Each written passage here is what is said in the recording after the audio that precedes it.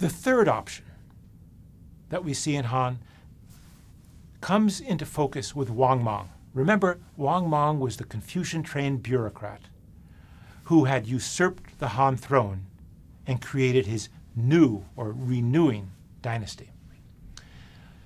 Wang Mang had a set of goals which combined, in some ways, the statist policies of Emperor Wu's reign with the desires of Confucian scholar officials to reduce commercialization.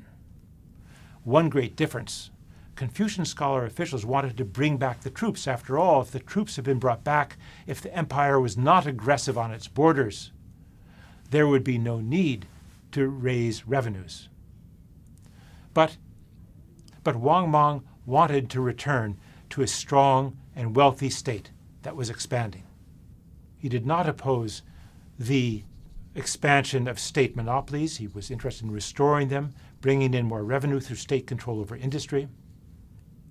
At the same time, however, in something that the scholar officials approved of, he called for dramatic controls over private wealth.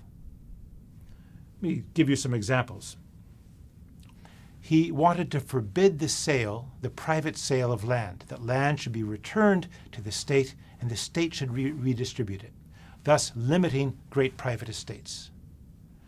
He forbid the trade in human beings. People were not to be allowed to buy and sell humans, to buy and sell slaves. He called for forbidding private lending, that people were no longer to be allowed to lend money at interest. And finally, in a measure that was meant to absorb some of the fortunes of the very wealthy, he decided to have a new kind of coinage. So remember that the Han coins were round coins with a square in the middle.